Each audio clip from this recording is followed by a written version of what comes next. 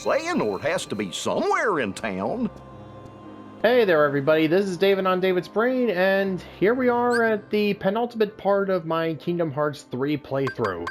Or at least as it is for the foreseeable future. And yeah, no, I'm not doing it like the usual stream that I've been doing it so far, mostly because, well, there's pretty much nothing left to do except go over the secret reports. Yeah, I'm sorry. Off screen, I've been going to the battle gates. I've been clearing them out. And, well, oh yeah, before I forget, yeah, inside of the battle gates, that's the only way where you can encounter the last two nobodies, and the last one where you encounter the secret boss, which turns out to be just a super hard pureblood Heartless. First things first, in battle gate number 6 or whatever, yeah, the one inside of Larxine's Frozen Labyrinth in Arendelle, that's where you'll find the Berserkers. Is the nobody swinging the hammer, or the hammer swinging the nobody? Reading its attacks can be tricky, but each blow hits like a truck, so steer clear of that hammer unless you're interested in air travel. Oh, and if you see its body shrink and its hammer grow, a combo's coming your way. Think fast. And then if you go to the portal in Twilight Town, there you'll find the Sorcerers. Magic and elemental attacks won't work well against these confounding casters. Know what will? Keyblade to the face. Watch out for when the cubes they've conjured change color. That means pain's coming. But then, when are ethereal objects glowing red a good sign? And here's the last Heartless, which, no joke, I just beat like a drum, not even bothering to go to level 99. The Dark Inferno. These dastardly dual wielders are like blenders on roller skates, except worse. You can try to keep your distance, but they'll soon close in on you or else just huck a fireball your way. Be careful attacking when their blades are crossed. That means they're ready to counter. Stay cool, bide your time, and strike when they drop their guard. And yeah, the Dark Inferno, yeah, the only reason and the only trouble he gave me was that he actually managed to make me use the Kupo coin that I bought like forever ago. Other than that, just complete utter chump change. Yeah, I've heard some rumors that there's apparently like pieces in the game for like a critical mode difficulty. I sincerely hope that's the case. I could really use, well, I mean, this game was fun and all that, but honestly, it needed a little bit of a challenge. Although, I mean, aside from trying to figure out exactly what was going on with the story. And speaking of, my reward for getting through all the portals. The secret reports. And yeah, you might have heard me exclaim a couple of things when you couldn't see when it wasn't recording. But yeah, a lot of things have happened, and after reading these reports, well, let's start off with number 1 here. Recollections. Am I alive? I awoke in a cell, alone until the researchers came with their tests and their prodding to uncover my identity. I had no answer to offer them. 4 friends and a key. That was the sum total of my memory. I couldn't even recall my name. I was simply called X there. My only solace was the time I spent talking with the 2 boys who would visit from time to time. One day, a man came to take me from the prison. I couldn't see him for the darkness, save that he wore an eye patch. Even now, years on, I feel no closer to understanding who or what I am. And here's the clincher for who it might be. May my heart be my guiding key. And yeah, a guy with an eye patch, a prison, 4 friends. Yeah, you remember when I said before that, well, yeah, with the 4 foretellers meeting up with Lucio, that, yeah, Ava was late to the party? Yeah, I'm not exactly sure what Lucio did to Ava, but somehow he must have flung her into the future, robbed her of her memories, and she wound up experimented on by Ansem the Wise. And yeah, during Ansem and Xehanort's Heartless's conversations throughout the game, they kept mentioning a girl that he was experimenting on. Personally, I thought it was just Kairi, but yeah, no, it's pretty clear that Master Ava is somewhere in the world, and she's wandering around with amnesia. And something tells me that, well, yeah, if you see the secret movie in the epilogue, Ava's going to be playing a big role against Lucio and the other 4 foretellers. And then there's the mystery of the box and what Pete and Maleficent are up to. So, and yeah, moving on to more personal anecdotes from Xehanort, the Mark of Mastery Journal. Some days have passed since I set off on my journey to prepare for the Market Mastery examination. Ericus asked for leave to undertake the same pilgrimage, but apparently I'm to be the first to tour the worlds written of in the old fairy tales. Until a few short years ago, I known only my own world, a speck of land surrounded by sea. But how I dreamed of, yearned of for the world beyond, and, granted guidance for the future, I left that nest behind. As I treaded the path to my master's side, I came in contact with darkness in many forms. I knew even then, as by instinct, terrifying as its power was, it could be harnessed, mastered. Ericus of Blue Blood, descended from the very first masters in the age of fairy tales. But I did not come this far to indulge in adulation. I will be his peer, his equal, and to do that, I must learn to wield the power of both, born for both darkness and light in proper balance. Xehanort. And that was what led him to the Keyblade War. So, yeah, one little thing I've kind of been drawing a bit of a question mark around. I mean, we all know what young Xehanort looks like. Let's see, where is it? Where is it? Oh, yeah. Yeah, here's young Xehanort from apparently his, from the most distant past. And yet, this is pretty clearly young Xehanort when he was studying with studying alongside Ericus. So, what, did he, so, yeah.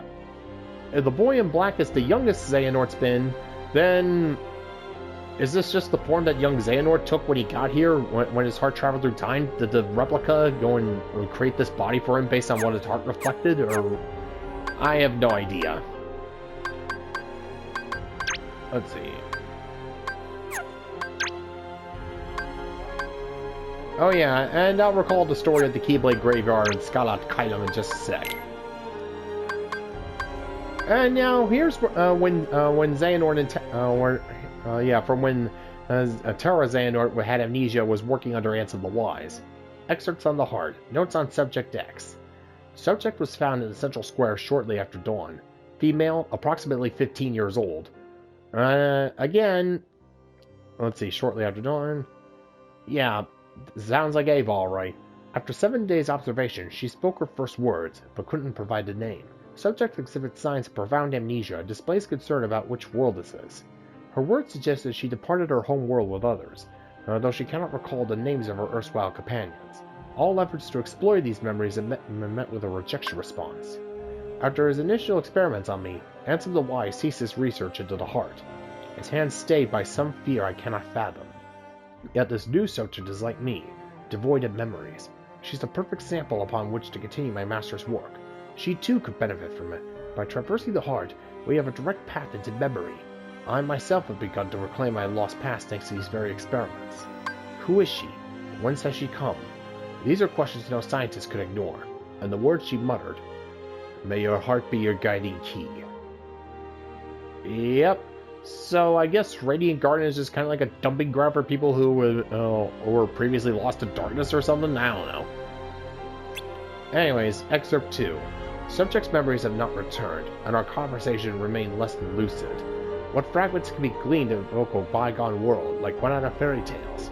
As improbable as it seems, the question may not be where she has come from, but when.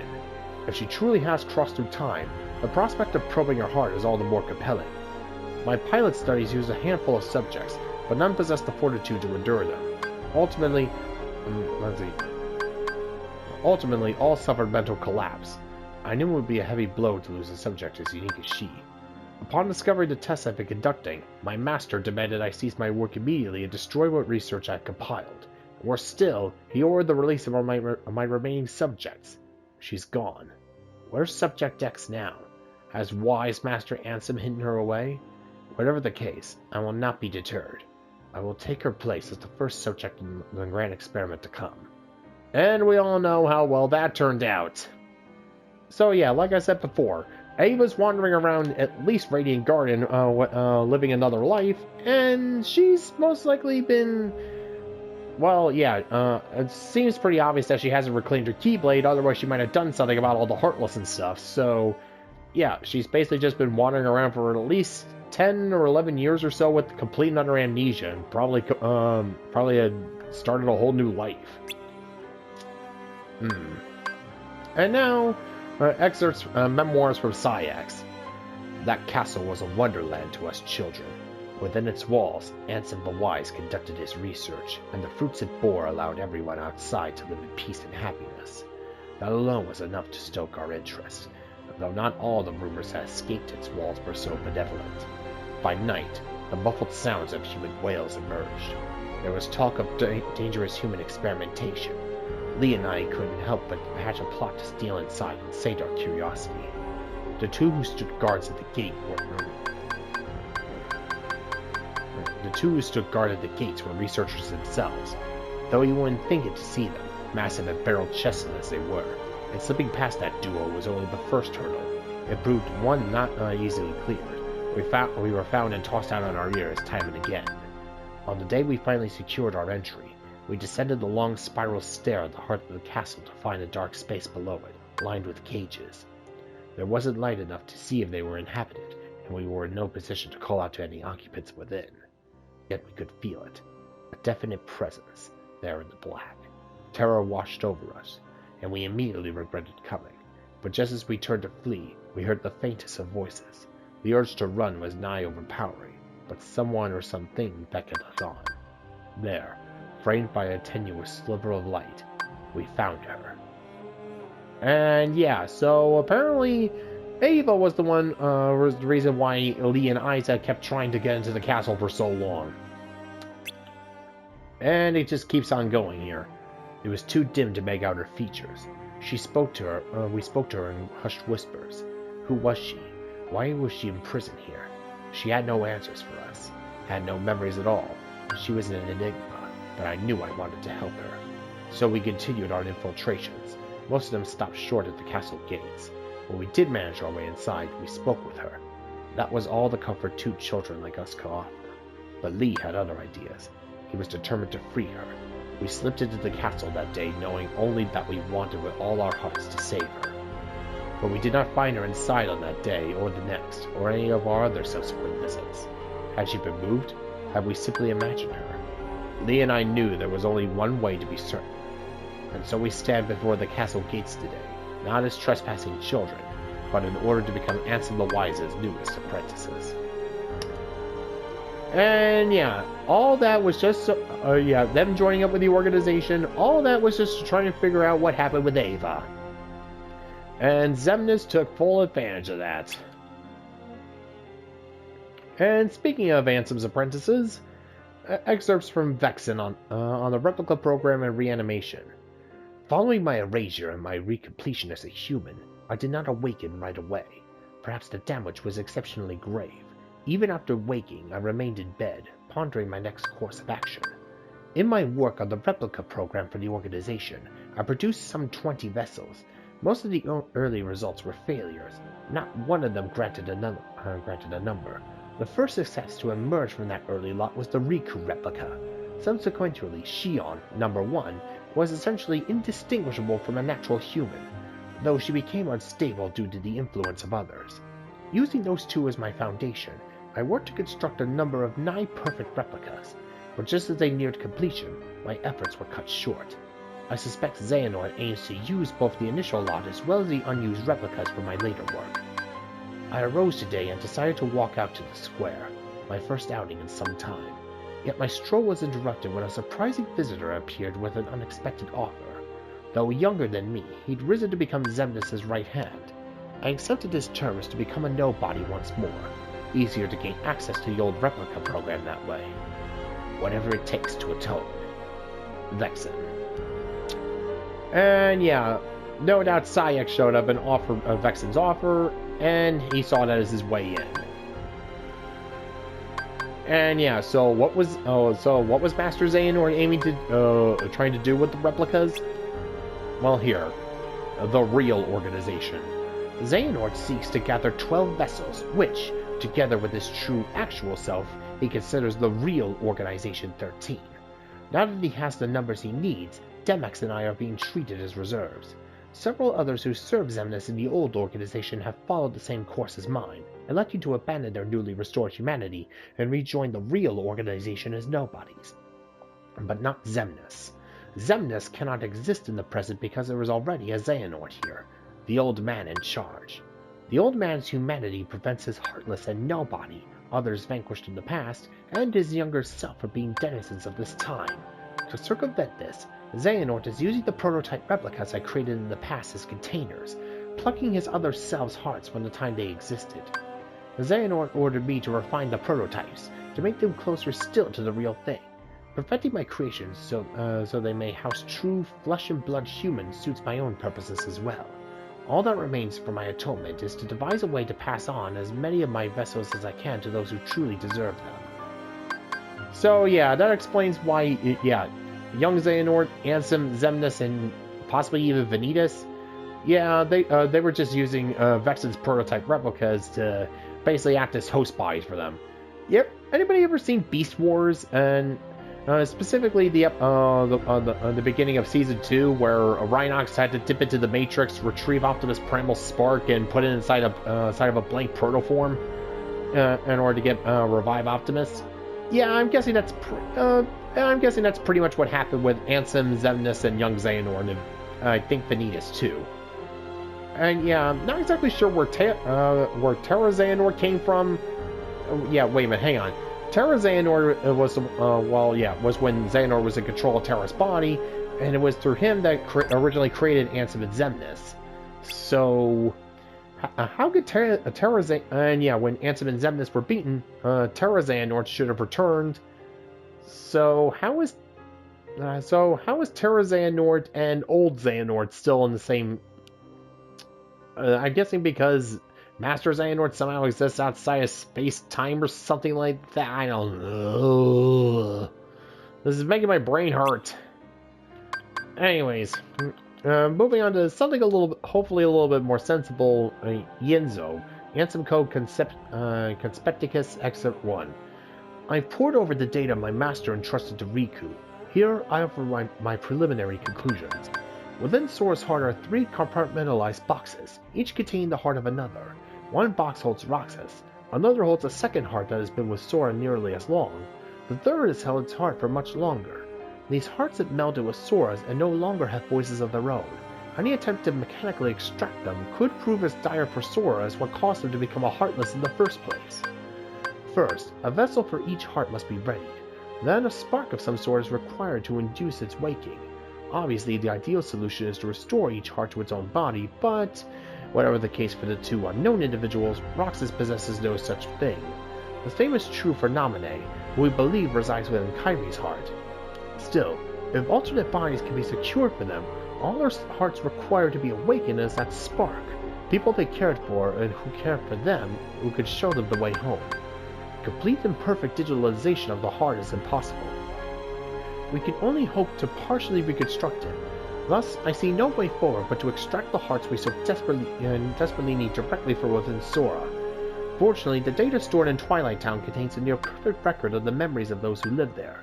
And for Roxas and Naminé especially, this is crucial. And it keeps going. As for how to contain their hearts, the only conceivable option is the replicas. If we transfer in the digital memories for the Twilight Town archive, the replicas should be able to reconstruct each individual's human appearance with near-perfect results. Then, their hearts need only the right spark to wake them, so they may find their way out of Sora and Kairi and into those newly made bodies. The replica program was truly revolutionary, but it was incomplete at the time of the old organization's dissolution. Without Evan, how are we to further the research? We need at least 3 replicas, one for Roxas, one for Naminé, and one for the unknown stowaway within Sora's heart, aka Xion. And Master Xehanort already took care of that, as we saw before. Somehow they were able to reconstruct Xion and have her work for them, but then as soon as Sora and the others recognized her, that somehow caused her to basically get her memories back. Yeah, not exactly sure how the organization was able to pull that off. Maybe they pulled out Xion from another point in time or something like that. I don't know. These are difficult. Wait a minute. Creating a heart for Data. Maybe that was what was going on in San Fran. What the organization was experimenting with in San Francisco. I don't know. These are difficult quandaries, but as I work through my master's data, I find myself remembering the taste of ice cream. When I was a boy, he would bring me some when we took walks together. There will be time to regret my betrayal later. For now, my focus must be on restoring Roxas and Naminé and proving my master had good intentions. And, yep. So, yeah, they were basically able to go and stuff store Roxas's heart into a replica, and that's how Roxas and Xion could exist aside from being Sora's nobodies. Well, you know, it's kind of complicated, and not quite as complicated as these last ones. Excerpts 1, 2, and 3, and we all know who it is. So, I've seen it through. The Keyblade War unfolded exactly as written on the lost page. Now the Keyblade the Master entrusted to me must be bequeathed to another. 5 Union leaders have been chosen from the surviving Dandelions. I will pass the Keyblade to one of them, and then continue watching the future unfold. Yet it seems that someone's pulled an old switcheroo. One of the 5's an imposter, someone the Master didn't choose. They represent a virus in the program, so he so carefully wrote. The virus has begun a strange undertaking, a reckless plot to allow the 5 to escape into another world line. Surely such a thing can't be possible. We're talking about the same trick that allowed the Dandelions to transfer to other world lines after the Keyblade War. But these children are no masters. They haven't the means, unless of course a certain lady of magic summoned here from the future knows more than I do. The whole Union leader thing was supposed to be by the books. Are these new events just another phase in the Master's grand plan? So, yeah, now there's world lines now. So, I'm guessing the Dandelions apparently, instead of just moving on to a new world, and yeah, if you haven't played a Union Cross, basically after the Keyblade War, they kind of transferred over to like another world or something like that, and except for the 5 mentioned, everybody, the rest of the Keyblade wielders had their memories of the war erased. And yeah, a certain lady of magic from the future. Yeah, Lushu's talking about Maleficent. Not exactly sure how, but somehow she managed to transfer herself back in time. Probably due to the same method as well all the other time travels we've seen here, and she possessed her a replicated version of herself. Yeah, during Union Cross, it was apparently explained that all the Disney worlds that they traveled to were basically datascapes. Data replicas. Well, okay, first it was passages created from the Book of Prophecies, and then after the Keyblade War, it was a datascape.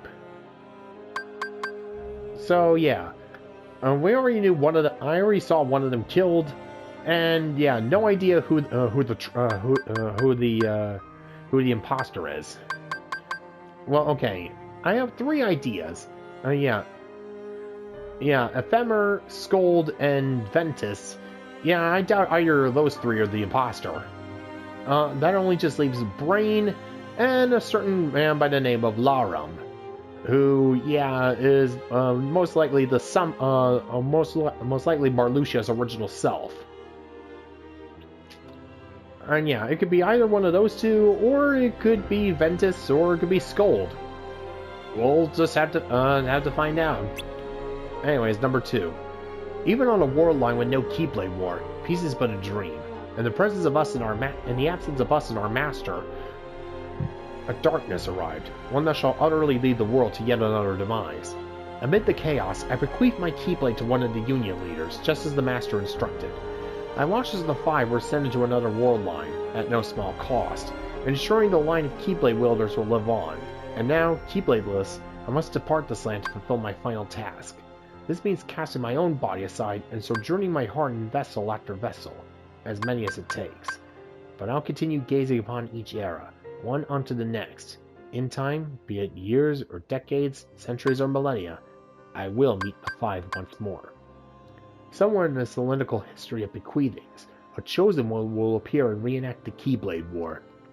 When this scapegoat arrives and takes my Keyblade in hand, that will be the time to take the stage and finish my role.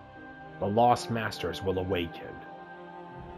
And yeah, Lushu was just following the Master and Master's orders, waiting until Xehanort showed up and started his whole Keyblade War scheme.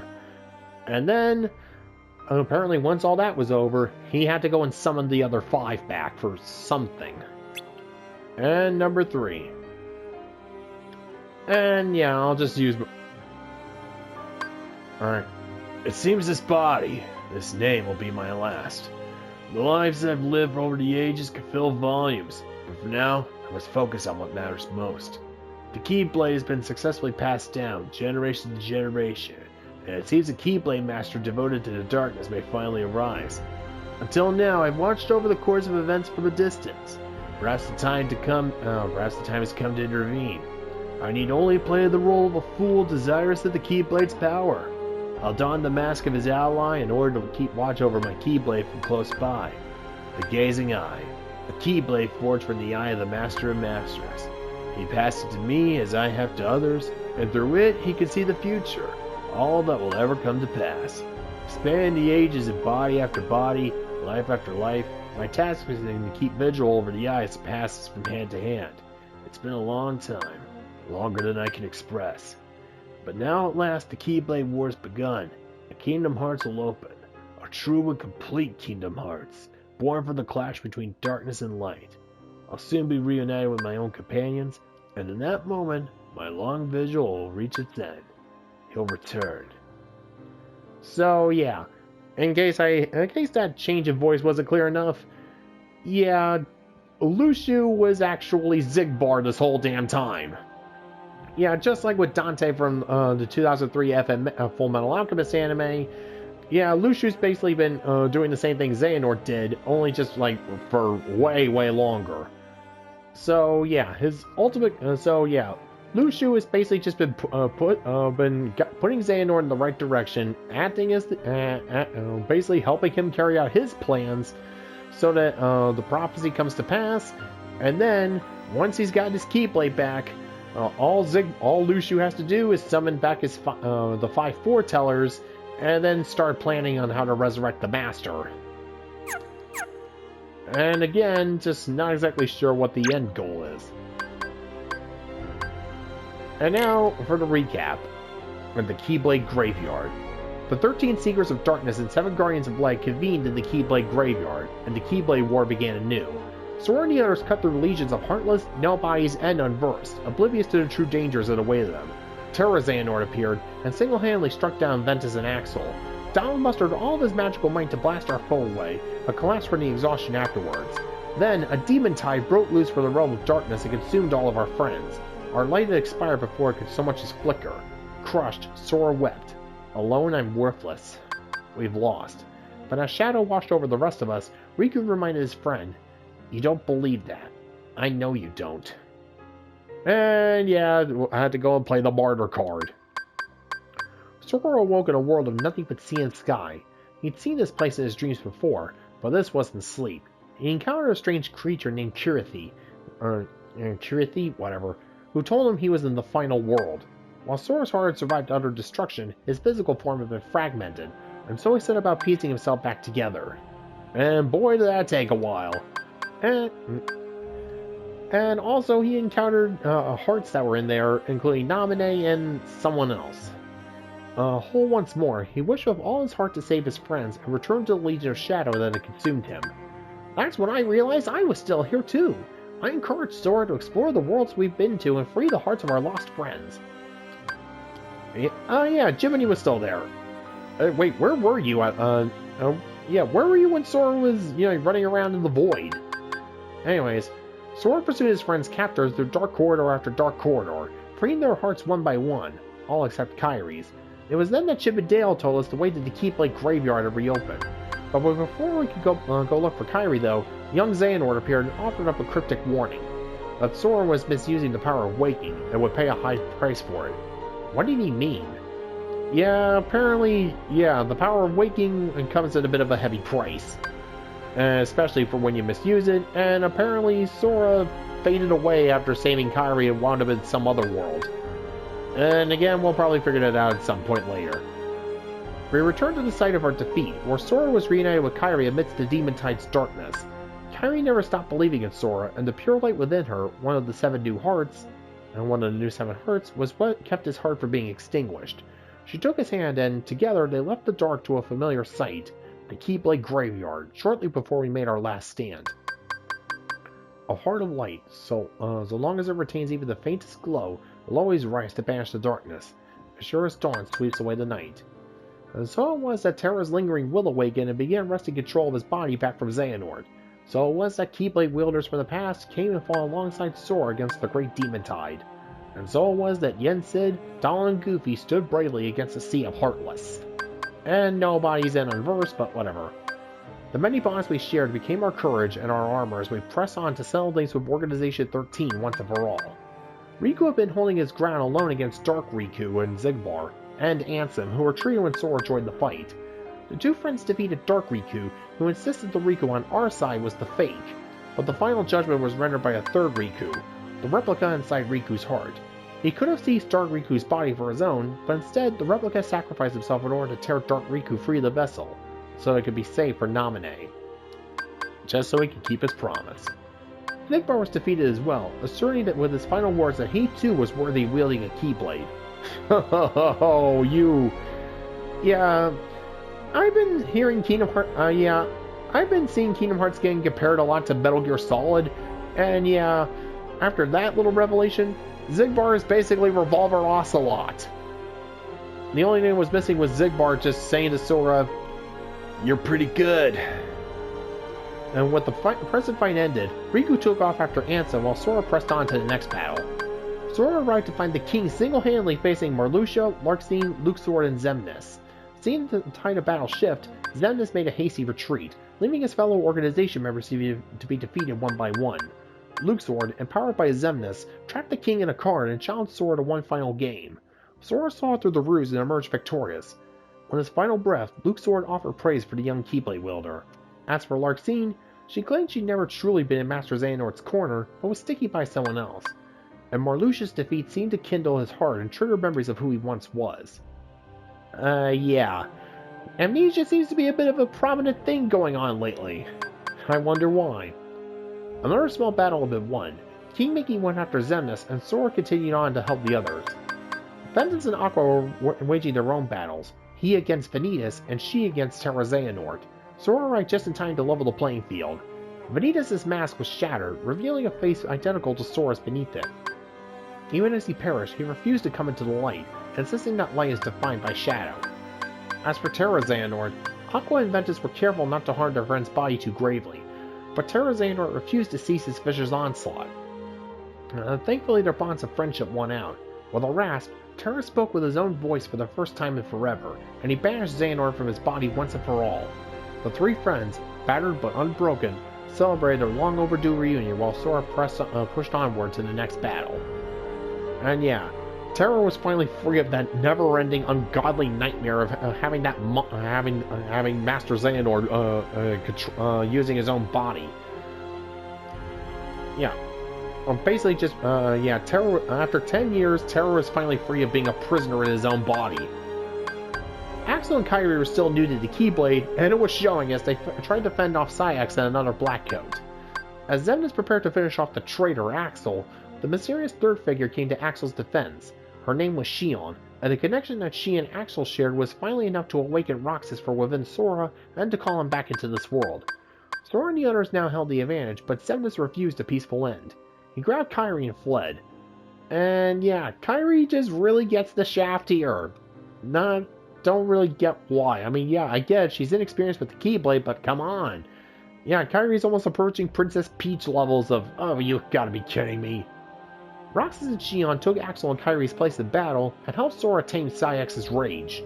Before expiring, Saïx rekindled his friendship with Axel. Kairi's abduction was a crushing blow, but Sora knew he had to keep going.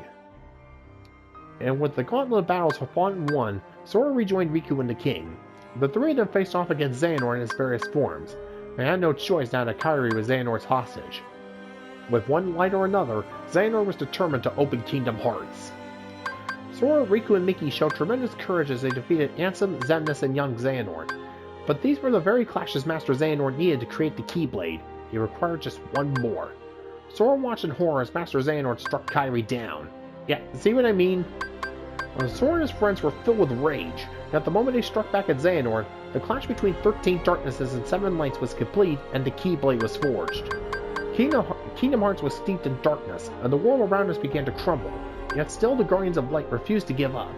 King Mickey explained that if Xehanort could be drawn away from Kingdom Hearts, his power could be contained by the Keyblade for a time.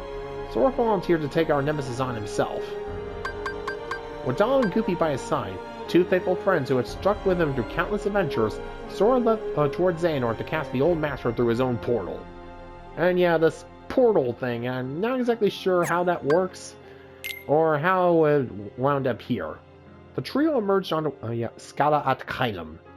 The trio emerged onto a breathtaking townscape where stark white buildings stood beneath a sapphire sky. The world, Master Xehanort explained, was called Scala at Kylum. Long ago was the seat of power for Keyblade wielders. Here, at the end of a long, grueling journey, we steeled ourselves for the final battle, to see Xehanort's ambitions thwarted, and with hope in our hearts that somewhere, somehow, we might save Kairi in the process. And yeah, Sora used the power of waking one last time and managed to save her, but yeah, I'm guessing he had to pay some kind of a high price to do it. Not exactly sure what it was, but hey, that's what future spin-offs and games are for! Although, yeah, with that said, yeah, Kingdom Hearts 3 was a fun ride, and hopefully, yeah, we've heard that Nomura was, tossing around the idea of DLC, and also both free and paid, so hopefully with that free DLC, we'll get ourselves a perfected critical mode, so, you know, we can actually have a challenge with this game. And yeah, with the paid DLC, not exactly sure what it's going to be. Maybe like an epilogue, or maybe a follow-up, or maybe, I don't know, we'll just see. All I know is, we're not done with this franchise just yet, and I'm actually kind of grateful for that. So, until next time, this is David on David's Brain, and yeah, no, I'm not going to say that line, it's too cheesy, but fine. May your heart be your guiding key. Ugh.